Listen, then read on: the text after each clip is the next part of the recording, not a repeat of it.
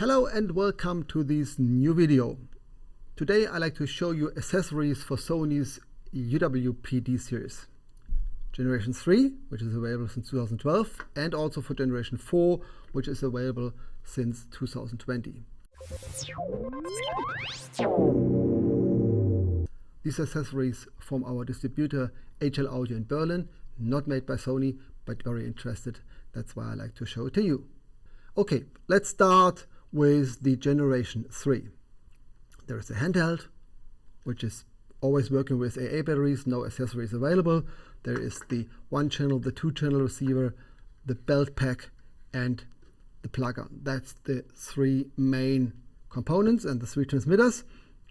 And they have all the same battery housing. So, if you like to power these devices with AA batteries, then you use the Sony battery case and you use AA or nickel metal hydride and it does the job. That's fine. But if you like to use lithium-ion batteries, then you have to look for an external accessory, which is this thing here. I will put the names and pricing and availability in the description, by the way. So if I name it wrong, then I'm sorry about it, but you will find the right product name in the description.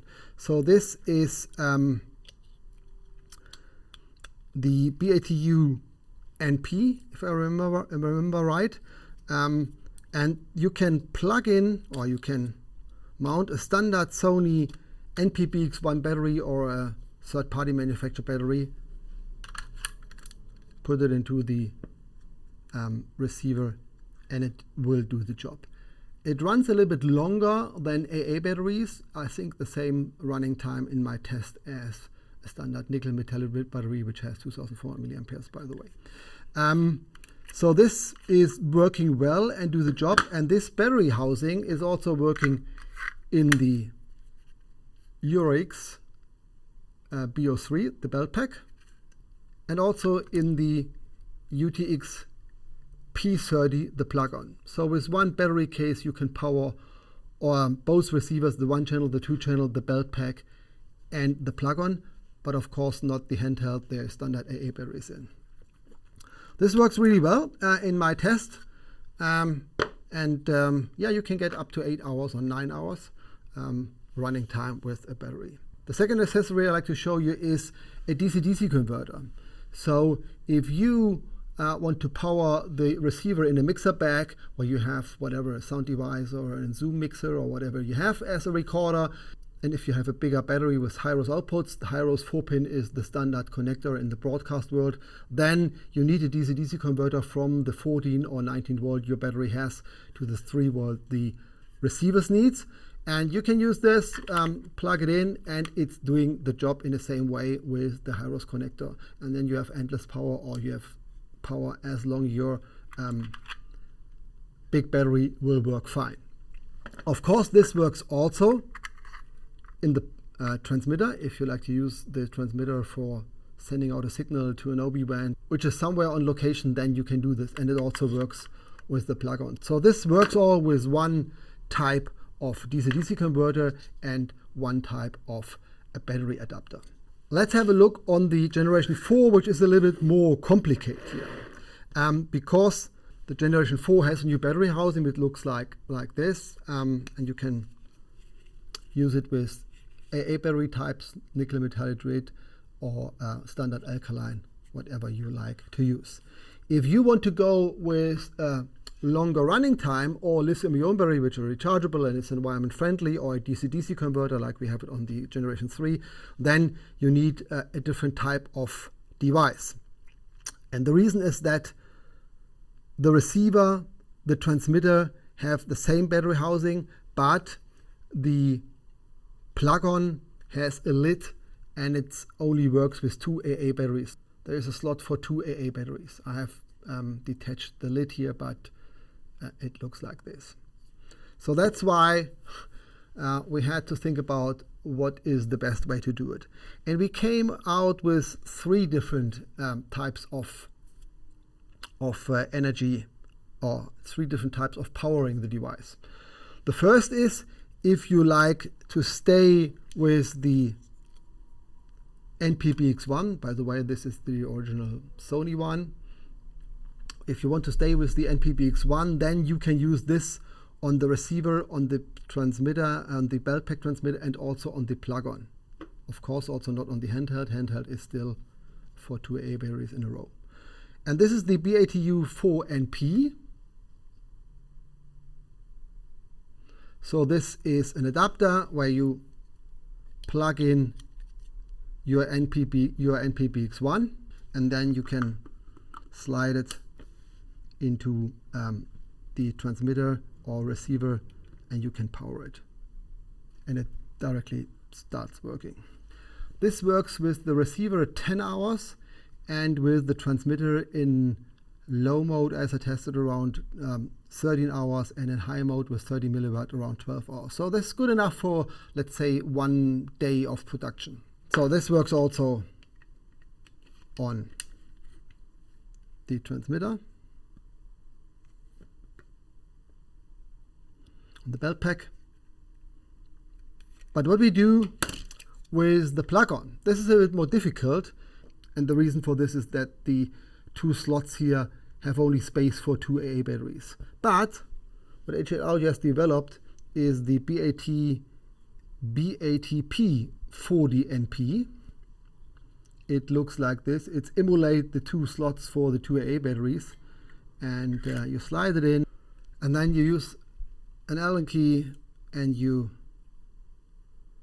fix the adapter in the battery housing, and then you can use it in a standard way. You plug in your NPBX1 and it's powering the device for another 12 hours. It's not the perfect solution because it makes the plug-on a little bit bigger, but it is a solution where you can use NPBX1. So one battery size fits all. It fits generation 3 and generation 4 in the same way. And I think if you use a plug-on, which is then on a tripod or a boom, then it will work fine. If you use it in the American style, where you use it with a handheld for interviews, then maybe it looks a bit funny. But for all the other applications where you don't see the transmitter, it's doing a good job. By the way, the original NPBX1 in my test is the best. It has the longest running time and the highest energy I could find. So, but what happens if you need a longer running time? So what happens if you say, I need more than 12 hours because I have a long production day, I will not change belt packs. Belt packs are on the artist for 12, 13, 15 hours, and I will not go and change always batteries. Then the solution would be for you the BTU lithium-ion batteries. So there's 3 versions: BATU 2000, which is 2000 milliamperes, the BATU 1500 with 1500 milliamperes, and the BATU 2400 with 2400 milliamperes, of course. The difference is the size. The 1500 is exact the same size than the original Sony pack, so it works really fine. There is no difference. It's even lighter because it's less weight than 2 AA batteries or 2 nickel metal hydride batteries. The 2000, which is my preferred, is around 5 millimeters longer than the housing, but it still looks okay and it feels okay and it's smooth in your pocket. That's all fine. This gives you 18 hours or more than 18 hours with 30 milliwatts and more than 20 hours with 5 milliwatts in low mode. So this is the really long running time, so that runs more than a day, and I think more than an artist can stay on set.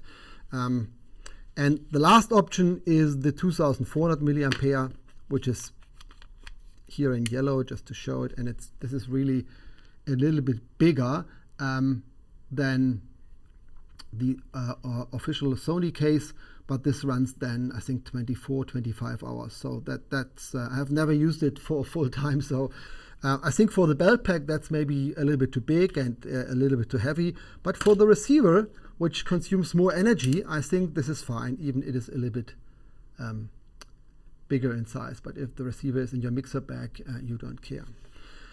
Of course, there is also the DC UWP 4, which is the DC-DC converter, and then which has the same size than the original battery pack. and then you can use the 4-pin high-rose cable to power your receiver as long as you want, or as long your big battery have energy.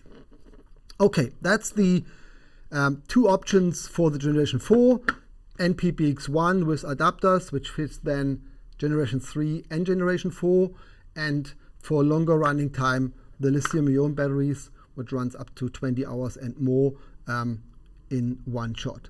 Of course, for this batteries, you need a special charger. There is the supercharger HL, very small device, very thin. It's made that it works in a mixer bag or on a table. It's powered by USB-C 5 volt.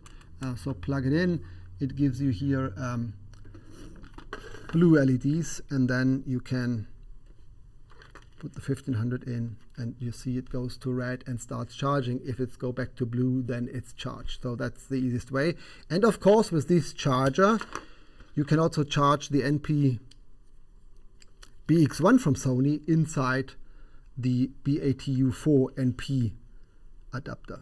So this is fully charged. You see it's blue, it's not blinking, then it's fully charged. So that's the option overall we have. It depends on what you need. If you need really long running time, then the lithium-ion batteries are perfect for you. If you say, I will fit everything with one battery type, then the NP-BX1 solution is perfect for you. If you need DC-DC, or if you want to power your receiver for a long time together with other products in your mixer bag or in your setup, then the DC-DC converters are perfect for you for the receivers. This is all fine, but there is one issue I have to mention, which can make things a little bit complicated, and this is the battery status visibility inside the devices. So if you look here on the screen, I hope you can see it, then you will see that the battery symbol is full. There are only 3 levels of notice to you. It's full, half, or battery low warning. That's the 3 levels the devices have. But they're all starting with 3 or 3.2 volt as 100%. So if you go to the different battery types, then the standard alkaline is 3.2 volt as 100%. If you go with the nickel metallic rich batteries, then it's 2.6 or 2.7 volt, where it starts with 100%. And then the voltage goes down, and with the voltage readout, the transmitter says, I'm now on 50%, or I'm now, or I send out battery low warning. So this will not work with the lithium-ion batteries. There's a different characteristic. The lithium-ion battery starts with 4.2 volt, stays with 3.7, 3.6, 3.5 for a long, long time, and then it drops in 2 minutes from 3 volt to off. So the battery low warning comes very, very late, and if the battery low warning is visible, then you have just a minute or 2 minutes to change the battery. So this is not correct. So the battery symbol, which shows you the status of your battery, is not correct if you use lithium-ion batteries. That's you have to notice. It didn't care me, because I start using this device in the morning. I put fresh batteries, charged batteries inside. I know it runs for more than 18 hours, and I don't care. In the evening, I take all the batteries out, put in the charger, and job done. So I don't care about the battery status the receiver shows me from the transmitter. But if you say I'm doing ENG and I will use the battery as long as I can, and I forget it to take it out in the evening, I don't know if it's charged or not, then it could be an issue for you. So it's on you to look if your workflow fits with this behavior, yes or no. Okay, this was a short overview about the accessories for Sony's UWP D Series Generation 3 and Generation 4. If you have any questions, then write it down in the comment field. If you have any ideas what I can show you next time or what I can do better, maybe just write it down in the comment field, hit the subscribe button, hit the bell, hit the like button. Thanks for watching. See you next time.